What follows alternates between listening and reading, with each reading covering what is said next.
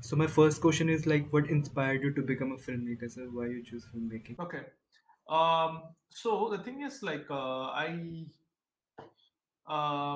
was like really small. I was like maybe, I don't know, around 5 or 6 or something like that. So that time I didn't know how movies were made. Okay, so initially, like when I was really, really small, I was like really scared of movies, watching movies in theater. Okay, because um, like people kill, and like, and I think like, I used to think that they actually die and stuff like that, right? Um, so I had no idea how movies were made.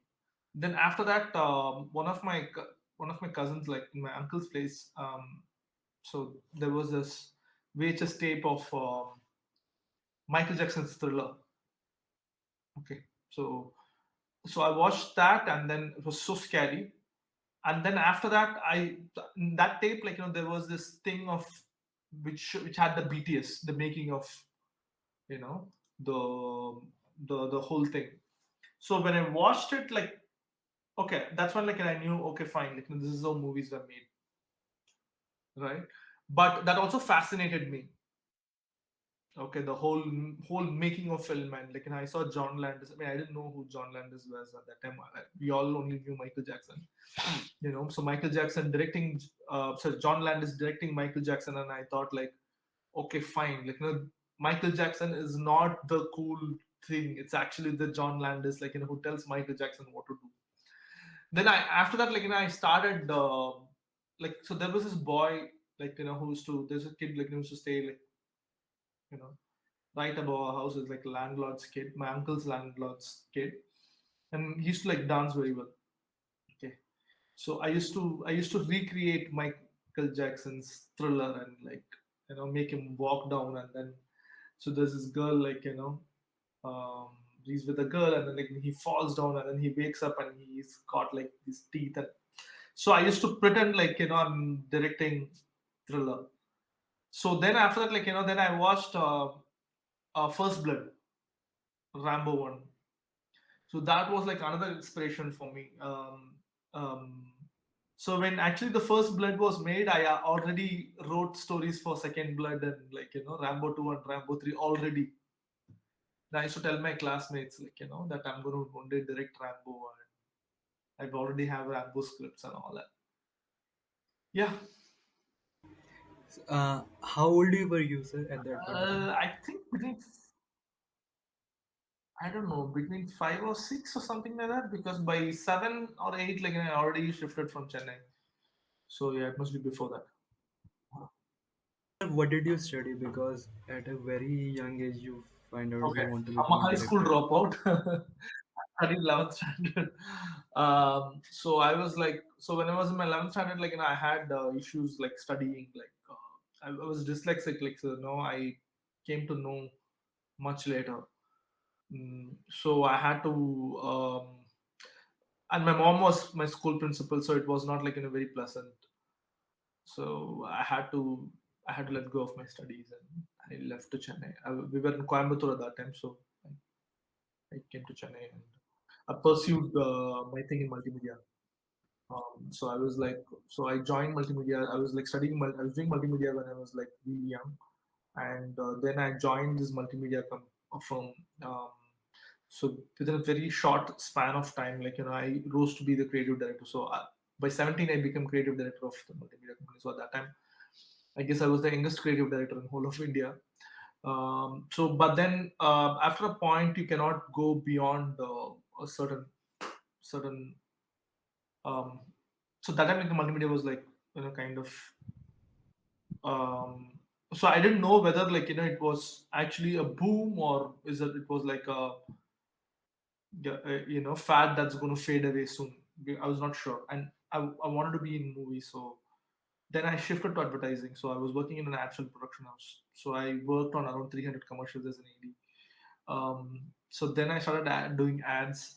But after a point, I started directing. I went into sort of a very leftist phase, like, anti-corporate phase. So I quit advertising, and then I went and I was working in an organic farm for some time. But then after a point, um, After a point, mm, I don't know. Like, after a point, I started questioning the whole idea of organic farming and the farming, and you know. Um, so then I came back and I started working in movies again. Then in 2010, I went to Germany. I was invited to do I was invited to direct few short films for a theater, German theater. So I was there. I did around eight short films there. Then after that, so seeing that, I got an offer in London, to do a British film. So I went to London. I was there for some time, and then the film didn't take off. Came back to India, and my ex-wife is a Turkish indie Turkish film producer. So she helped me make my first short feature called Swear Corporation. I also did one short feature in England called Trial of Blood, and then after that, I came here, and then I did a Indo-Turkish production. So that went to Cannes in 2015. Um, yeah, then after that, from there, we went on to make my first feature film called the Vedalam Solukadai. So that film is still not released yet. So it had Abhay Deol in it. So that's Abhay Deol's first regional film, and then it had certain issues, so the film got shelved. I mean, the film was finished and then got shelved. So then after that, I got a call from. So I was depressed. I was at home for a year, and so suddenly I got a call from Vijay Sethupathi. He's a very good friend of mine, and then he called me and he was asking me what am I doing, and just sitting like this waiting for the film to release. This film is not going to get released, and so he knew the story of Boomika. So he suggested me, why don't I start doing that film? You know, and so anyway, I had Aishwarya Rajesh in my first film with Vedalam Zulumkar. He's there, you know. So he put that project together, and he literally pushed me to do that film, Boomika. So whilst I was doing Boomika, I got a call from Mr. Siddharth, and so Siddharth wanted me to direct his segment for Navarasa, and he said the topic that was given was fear. Um, and yeah, so Navarasa happened, and then I also did one more anthology for Soham Shah Films, Soham Shah Films. So they produced Tumbad and Ship of Thesis. So they called me, and then I got an offer to direct a part of an anthology for them. And so I did my film with Arvind Swamy and Priyanand, and the film is not released; it's still going for the festivals. So, sir, my question is like, have you been to like film school? Like you have told your journey. I, Have I you I been to told you like I'm a this? school dropout, high school dropout. No, that's it. That's it. 16 is my maximum age I went to class. I've only been to colleges to give lectures and take seminars, not to study. So in fact, tomorrow I'm going to a college in Trichy. I'm giving a lecture on mythology. So, what's the difference between advertisement filmmaking and like film filmmaking or short film filmmaking? Like, Pardon me? Yeah, can you repeat the question again? the difference between advertisement Mhm. filmmaking and short film filmmaking, or you can say web series Okay. when you direct a web. Okay. See, okay, I've not really done a web series yet. I'm yet to do web series this year. But yeah, I have done ad films, short films, music videos, um, two features. Um, okay, so first of all, I wanted to say something. Anthology films, right? So I wanted to say something. Uh, Everything is like in a different medium altogether. Okay, so I often see that even like a lot of young filmmakers, they come to me, they want to join us in ED or whatever, they want my opinion on their short films, and they show me their short films, right? Actually, they're not short films, they're mini feature films. So they try to copy everything that is there in a feature film, right? So even when it starts with smoking causes cancer, no animals are harmed. Why? Right? Why are you making a mini feature films? And then I've seen Short films with songs, love scenes, songs, comedy, comedy tracks. Okay, so they're basically trying to say, oh, you know that, like, I can actually make. No, it's short film. So, like, for example, a short story is not short novel, right? Or short novella. A short novella is not a short novel. It's like it's a different medium altogether, right? How poetry is a different medium and prose is a different medium, right? You cannot call a condensed prose as a poetry. Condensed prose is a summary. It doesn't become a poetry, right? So similarly, short film is a different medium altogether. There are a lot of things you can experiment on a short film that you cannot do it on a feature. In feature, we are all tied to where the money comes from, right? A star would bring a money, and that star would require a certain things in the film, to put he or she in the limelight. So there's a lot of compromises that is involved, and the market would want a certain things in the film, and the market wouldn't want certain things in the film. So we are all restricted by all these things in that, that little bit of space we have to explore and try to, you know, experiment with our creativity. Correct. So here in short films, you don't have those restrictions. You can do whatever you want. Why do we have to keep the frame like this? Like this? Why not like this? You can shoot a short film, you know, in a vertical. I've seen a feature film that is shot vertical. Mommy by Xavier Dolan. There's a film. Huh?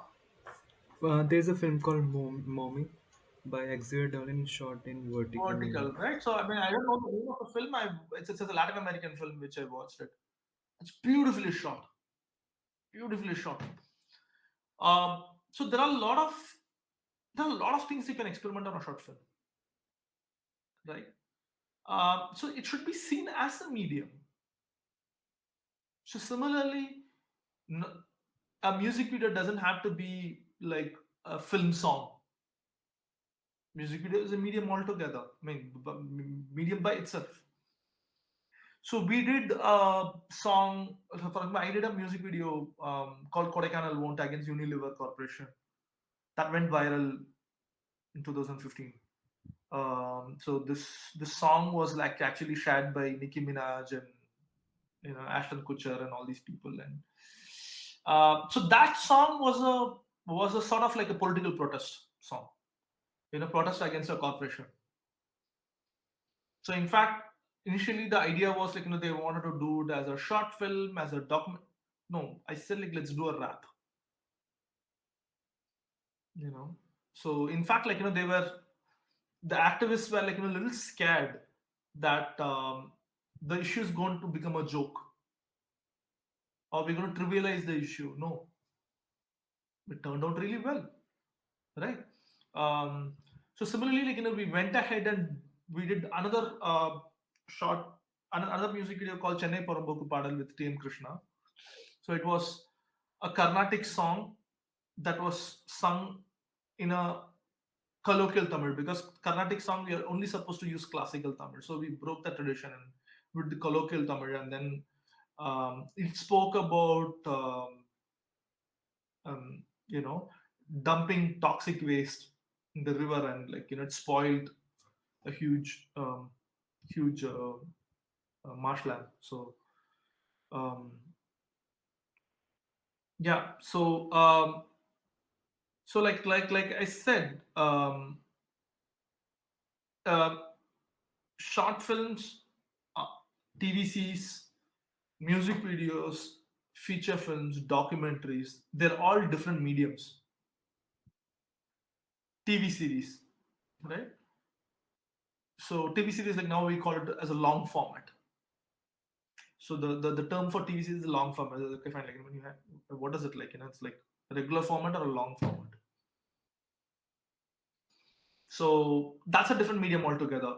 And so initially, like I was a little skeptical about that medium, but then the thing is like there's a lot of really um, beautiful series like I've seen, and it's such an amazing medium to, because like in feature films, like we are also stuck with the time limit and the midpoint and all that, and especially in Indian films, like we have an interval point. So entire story has to be structured like a two-part film, correct?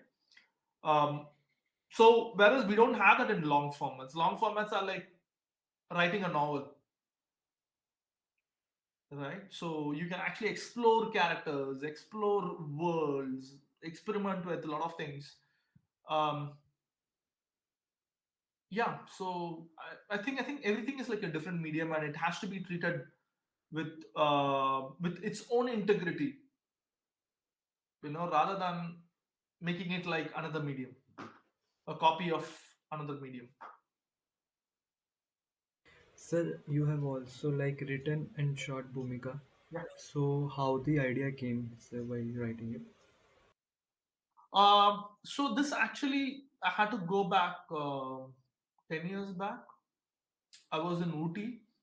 I was in Ooty, and we were like on a trip, and then like, we had to stop somewhere in a tea shop, and so actually I saw this tree, uh, like like on a wall, and there was this villager or a tribal person, I don't know, like an old man sitting there, and like he was actually making this comment. You're seeing, you see how nature can be vicious. So that was a triggering point of Boomika, uh, and it was like funnily, like we in fact like shot Boomika exactly on the same, like where you see that Boomika's apartment, right? That housing, that was like right next to it. So it was the same location. Yeah. And then of course, like I went into Gaia hypothesis, like I wanted to, so when I wanted to do horror, like I didn't want to do a regular horror where like girl is taking revenge, and like somebody raped her, and like all that. So instead, like I wanted to use it like a metaphor of the rape victim is actually Mother Earth, Mother Nature. Mother Nature trying to take revenge on people, or warn people that nature can also be vicious. Yeah. And sir, how much time it took to make the whole film, like writing, editing, Actually, I sequence? wrote the film long back, and that time, like the film didn't see, like a lot of people didn't understand it, like so I kind of shelved it. And also Vijay Sethupathi knew about it, but then like that time Vijay Sethupathi was not like an actor, so he was also upcoming, and like so I kind of shelved it and moved on to my other projects. And then it was like, okay, then Vijay Sethupathi said like, okay, why don't you do this? And then tuck tuck tuck in 2 months we were shooting. So yeah, it was that fast. And sir, you have also made a short film called Amilam. Mhm. So it premiered at Mami, if I'm correct. Pardon? It got shown in Yeah. Mami.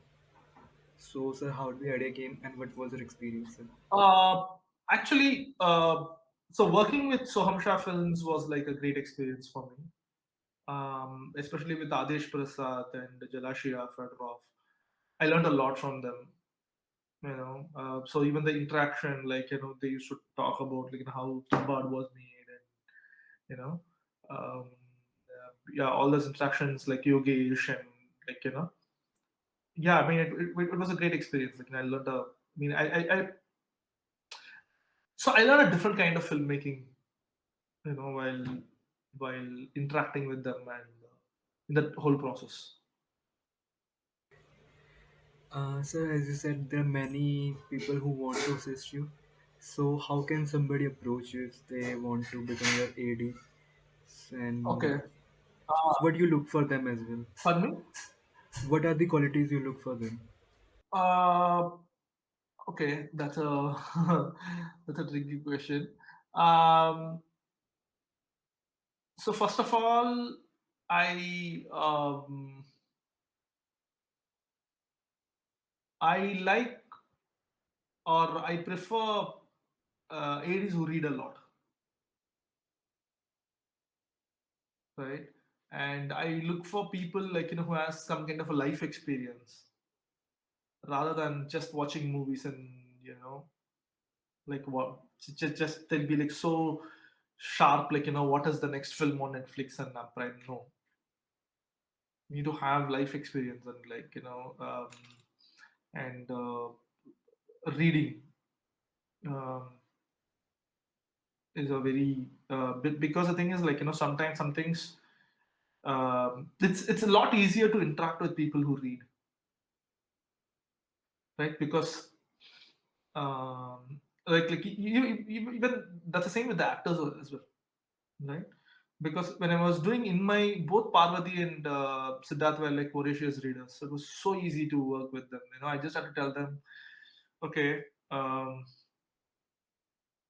okay. So I had to tell Parvati, now it's a Lady Macbeth moment, or I had to tell I can tell Siddharth that like now it's a Hamlet moment. You're confused. I just have to say yeah, it's a Hamlet moment. He knows what I'm talking about, right? So it's very easy for people. It's very easy to sometimes like yeah, sometimes like I tell them, okay, you know this is like also watching a lot of classics, right? Mm, so that helps even, right? So for example, there is this walk that Siddharth and Parvati they kind of they walk towards, and one looks at the painting and one looks at the calligraphy, the other one is like looking at this person. So I wanted it to look like I wanted it to have a very Satyajit Ray sort of a moment. So I just had to say it has to be a Satyajit Ray moment. So Parvati exactly knew what I was talking about. So you know the whole eye contact and like even the way she walks, like because in that, yeah, of course there's like a lot of sexual chemistry between them, but I didn't want them to actually have any physical contact, or it just has to be the whole seduction has to be through eyes, nothing more. So uh, so yeah, I mean it's always a pleasure, like it's always easy to work with people who read, and that's the same connection for me with my cinematographer, the cinematographer that and I usually work with Roberto Zazzara. I did two feature films with him, with Italian cinematographer. What connected us was like we both like very similar kind of literature. So one of the things is that we both are fans of this one particular Italian graphic novel. Um, it's a graphic novel series. Um, so I don't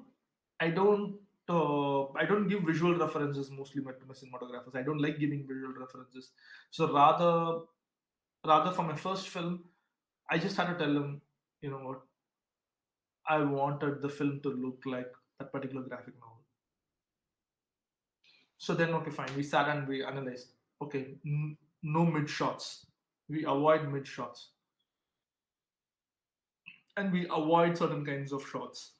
So it has to be either extreme long shot or like extreme close-ups. So we play with it mostly. Even if there has to be a mid shot, like we have the particular. We decided to do a particular style of mid shots, which you don't see it in conventional movies. So yeah, so not just AD. So I like people. I mean, I like. I would say it's rather easy, you know, to interact with people who read, and also the thing is like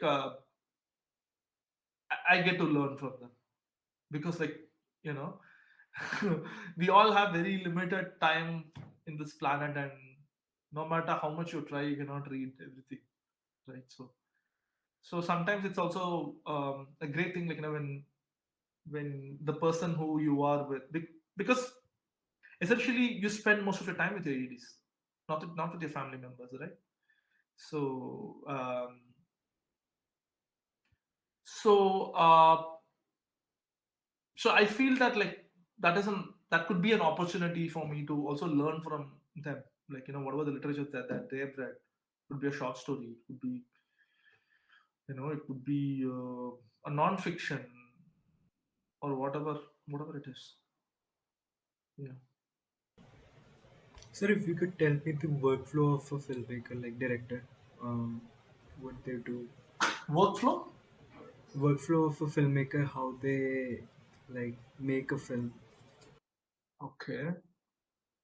That's because every director has, like his or her own way of making films, right? Like your films, like how you have approached these films.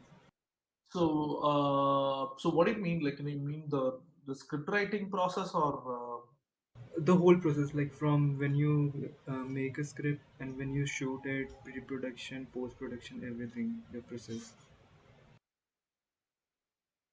okay, uh, okay. So for me, it starts with an idea. It starts with an idea, and I mull over it. I keep doing my research.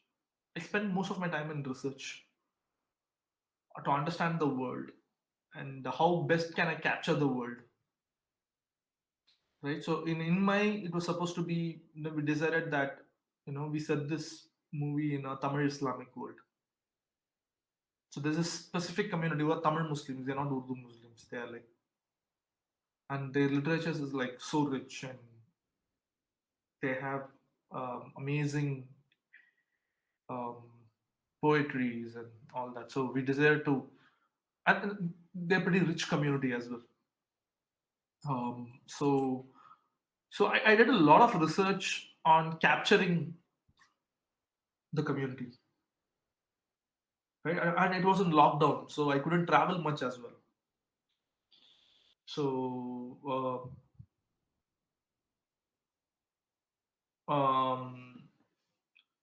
so similarly in Boomika, I did a lot of research on the Gaia hypothesis. Um, so yeah, for me, I spend a lot of time in researches and a lot of time in Reiki. I do all my Reiki personally.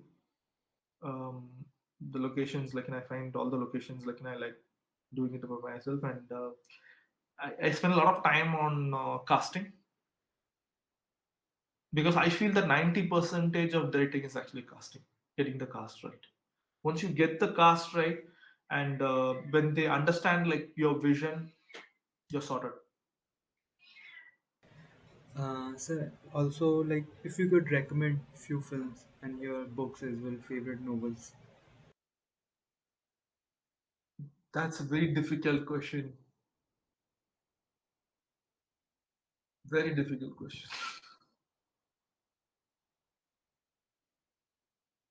Ah, Like five if you could coming in five, mm, five films and five novels. ah,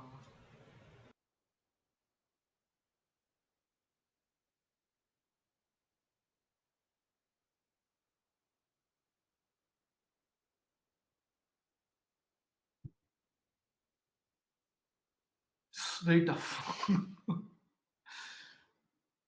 uh, okay,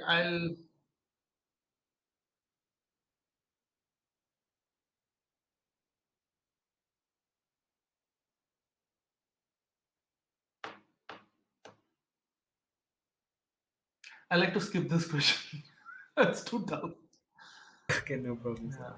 So my last question is, if somebody wants to become a filmmaker, so what advice would you give to them, sir? Um,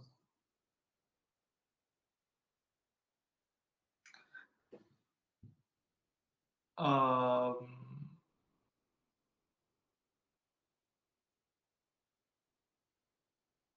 observe life, right? Um, observe people. Yeah, that's the essence of or that's the life or essence of any films or stories, right? All the what about like the technology that you learn, or like these are just tools. They're like pen, and that like that you put the writing on the paper. But the pen and the ink alone will not like get you the content what you're going to put on the paper, right? So similarly, having great technology, the great cameras, and like the best sound equipment, and virtual productions and Unreal engines, and the best VFX teams, budgets, greatest superstars, and then you don't have a good content, right? And what are you going to say? Even if it's someone's script that like you're directing, like, so as a director, like you had to put your vision into it. How do you see the script, right? How do you see the characters, and how are you going to extract performances from actors? That I would say would come from life, observing life. I mean, you need to have a life outside movies, definitely. Okay, okay. Sir, thank you so much, sir, for joining. You're welcome. Such a pleasure to talk to you. Thank you. And thank you so much. Goodbye.